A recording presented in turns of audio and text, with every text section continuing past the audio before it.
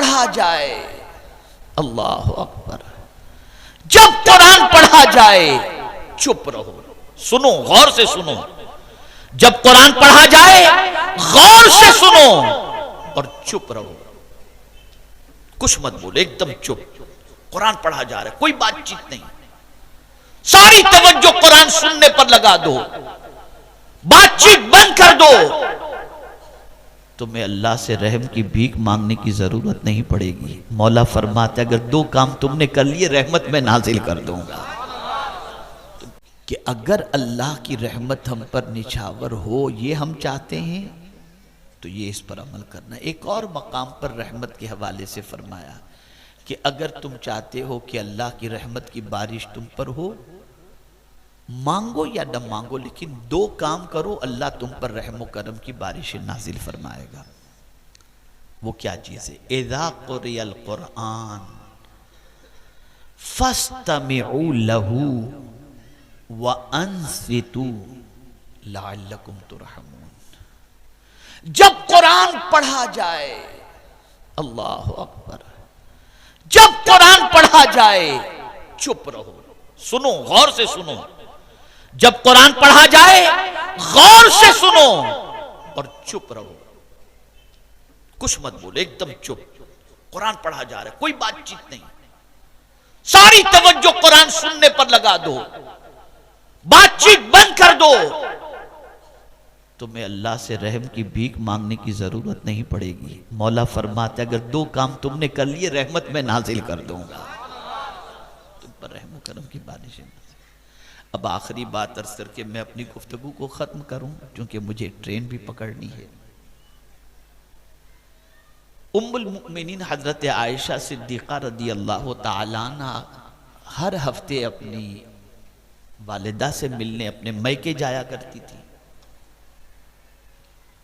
और उनका वक्त था, सरकार सल्लल्लाहु अलैहि वसल्लम उन्हें भेजते थे, जिस टाइम पर वो जाती थी और उसी के मुताबिक वो टाइम पर वापस आ जाती थी। एक मर्तबा ऐसा हुआ कि वो गई,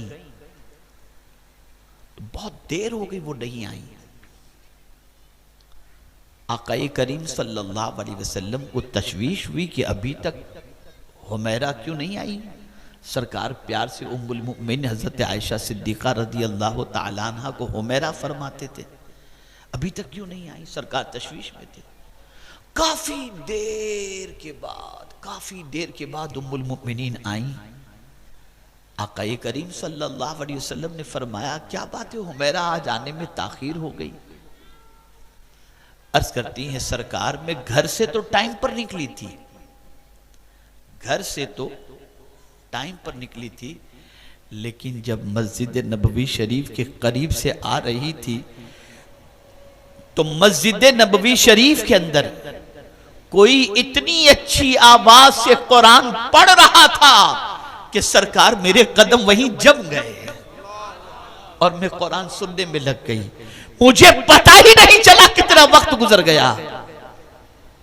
जब ख्याल आया तो मैंने देखा कि वक्त काफी हो चुका है, तो सरकार में हाजिर हो गई।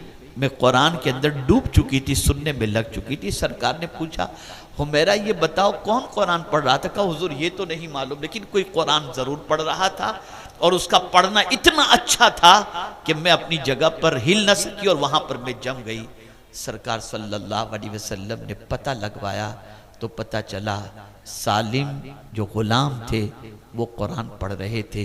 उनका पढ़ना ऐसा था कि सरकार सल्लल्लाहु अलैहि वसल्लम खुद फरमाते हैं कुरान सीखना हो तो 4 लोगों से सीखो। उनमें से हजरत सालिम का नाम भी सरकार ने फरमाया, इसलिए कि बहुत अच्छा कुरान वो पढ़ा करते थे। मैं अपनी बच्चियों से और बहनों से पूछना चाहता हूँ, तुम क्या सुनने में मगन रहती हो? कभी तुम्हारी तबीयत भी ऐसी बनी कि कुरान सुनने में इतनी मगन हो गई तुम कि तुम्हें किसी चीज़ का ख्याल नहीं रहा? अरे तुम्हारा हाल तो ये है कि सीरियल चल रहा हो तो बच्चा रोता हो तो सीरियल में इतनी डूबी रहती हो कि बच्चे के रोने का भी ख्याल नहीं, नमाज के जाने का भी ख्याल नहीं, किसी चीज़ का ख्याल नहीं। जब सिचुएशन इतनी ख़राब बन जाए तो फिर अल्लाह की तरफ से रहमत कहाँ से नाजिल होगी? अल्लाह अज़्ज़ा व जल्ल का फिर भी करम है कि उसने हमें अपने अजाब से बचाए रखा रखा है, वरना हमारे करतूत तो इतने खराब हैं कि अल्लाह रहम करम फरमाए, अल्लाह अज़्ज़ व जल आसमान से पत्थर बरसाए, ऐसे मुसलमानों के हालात बन चुके हैं। अर्ज़ करने का मंशा ये है, मुसलमानों अपनी सोच बदलो, अपनी फ़िक्र बदलो और ये रस्मी जलसे करना बंद करो, मकसद के जलसे करना शुरू करो जिसके अंदर आप अपनी ज़िंदगी में तब्दीली ला सकें। हमारे उलमा मशाइख जब तशरीफ़ लाते हैं, वो दीन की जो बातें करते हैं, आपकी जिम्मेदारी बनती है कि आप इस नीयत से आओ कि यहाँ आकर के जो कुछ हमें बताया जाएगा हम इस पर अमल की कोशिश करेंगे और अपनी ज़िंदगी को संवारेंगे। तो फिर आप देखना आपकी ज़िंदगी कितनी बदली बदली नज़र आएगी और कितना सुकून आपकी ज़िंदगी में नज़र आएगा। उम्मीद करता हूँ कि इन कलिमात खैर पर आप ज़रूर अमल की कोशिश करेंगे। मेरे प्यारे आका सल्लल्लाहु अलैहि वसल्लम के प्यारे दीवानों, खूब मेरे आका की नातें पढ़ो, खूब कुरान मुक़द्दस की तिलावत करो और ख़बरदार आज के लिए इतना भी बहुत हो जाएगा कि गंदी पिक्चर हो या गुनाह की कोई चीज़ हो, अपनी आँखों से मत देखो।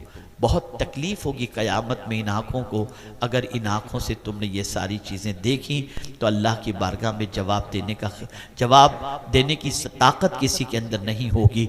और जब भी कभी तुम्हारी तबीयत अल्लाह न करे किसी ऐसी चीज़ की तरफ देखने की तरफ माइल हो रही हो जिसे अल्लाह और उसके रसूल ने हराम फरमाया, तो समझ लेना तुम उधर देख रहे हो, खुदा तुम्हें देख रहा है। नादानों, अगर कैमरा लगा हो तो स्पीड स्लो कर देते हो कि टिकट कट जाएगा, और खुदा देख रहा है तुम गुनाह नहीं छोड़ रहे हो। डरो अल्लाह से, बचो, अल्लाह अज़्ज़ व जल्ल के अज़ाब से बचने की कोशिश करो। अल्लाह रब्बुल इज़्ज़त जल्ल जलालहू आक़ाए करीम रऊफ़ रहीम अलैहि तहियत व तस्लीम के सदक़ा तुफ़ैल सबसे पहले मुझे अमल की तौफ़ीक़ अता फ़रमाए और साथ में आप सबको भी तौफ़ीक़ नसीब फ़रमाए। नमाज आप में से अगर किसी ने भी इशा की नहीं अदा की तो मैं गुजारिश करता हूँ, प्रोग्राम जब ख़त्म हो तो घर पे जाकर सबसे पहले इशा पढ़ना। अगर नहीं पढ़ोगे यहाँ आने का एक सवाब भी आपका नाम अमल में नहीं लिखा जाएगा, इसलिए कि नमाज फ़र्ज़ है और यहाँ आना नफिल है। नमाज के बारे में क़यामत में पूछा जाएगा, जलसे में आने के बारे में नहीं पूछा जाएगा। अल्लाह का शुक्र है कि उसने जलसे में आने की तौफ़ीक़ अता फ़रमा दी। अब इस जलसे में जितनी देर बैठकर अल्लाह और उसके रसूल का जिक्र आपने समाअत फरमाया है, अगर इस जिक्र को सुनने का सवाब दामन में जमा करना चाहते हो तो घर जाकर जिसने इशा नहीं पढ़ी वो पहले इशा पढ़ ले, ताकि मौला भी राज़ी हो जाए, उसके हबीब भी राज़ी हो जाएं, और वो राज़ी हो गए तो दुनिया भी संवर जाएगी और आखिरत भी संवर जाएगी। अल्लाह ताला हम सब पर करम की नज़र फरमाए। वमा अलैना इल्लल बलागुल मुबीन। मेरी बात से अगर किसी की दिल आज़ारी हुई हो तो मैं माजरत चाहता हूँ, इसलिए कि शोर शराबा मैं